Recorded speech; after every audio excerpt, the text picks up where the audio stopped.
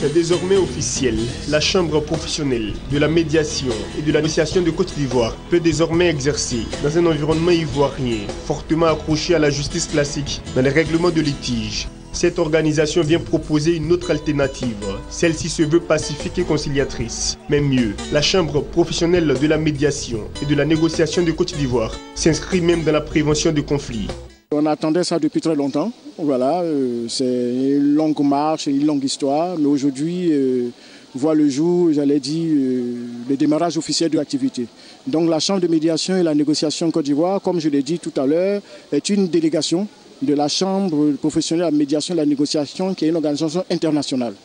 Donc nous sommes à la délégation ivoirienne, la première délégation d'Afrique, puisque depuis que je suis venu, c'est la première délégation que je viens de créer. On en fera d'autres, etc. Alors comme on l'a dit, notre objectif, comme une chambre, comme toute chambre, c'est un syndicat, c'est de défendre, j'allais dire, la profession, son développement et puis surtout assurer le bien-être professionnel et puis moral de ses membres.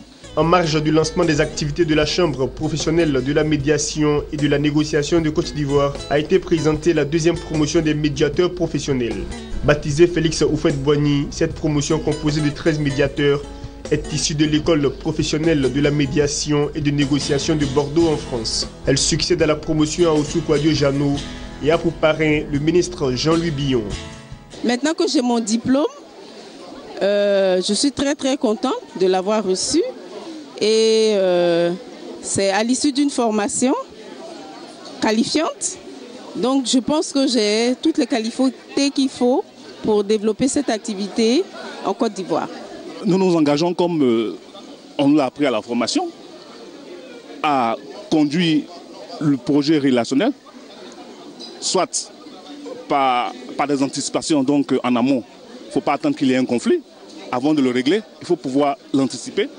Donc la qualité relationnelle impose que déjà il faut avoir le nœud creux de sorte à permettre qu'une relation ne doit pas se dégrader avant que nous ne la résolvions. Parce que c'est vrai que notre métier, c'est de résoudre tout conflit, mais c'est surtout d'accompagner le projet relationnel.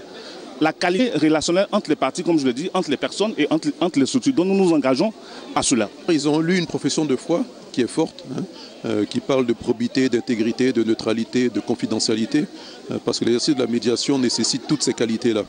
Et c'est un nouvel outil à la disposition des Ivoiriens pour plusieurs problématiques, pour anticiper sur les conflits éventuels ou les mésententes en entreprise. Donc c'est une forte responsabilité qu'ils ont et en tant que parrain, j'ai été fier de les accompagner le long de ce processus et de leur prodiguer les conseils aujourd'hui de respect de leur profession de foi. Bienvenue et félicitations. La médiation et la négociation sont de nouveaux modes de règlement de conflits. Ils n'ont pas la prétention de se substituer à la justice classique, mais ont l'avantage de laisser les parties décider d'elles-mêmes, avec un gain de temps considérable et surtout un souci de préserver les liens des différentes parties après le règlement du litige.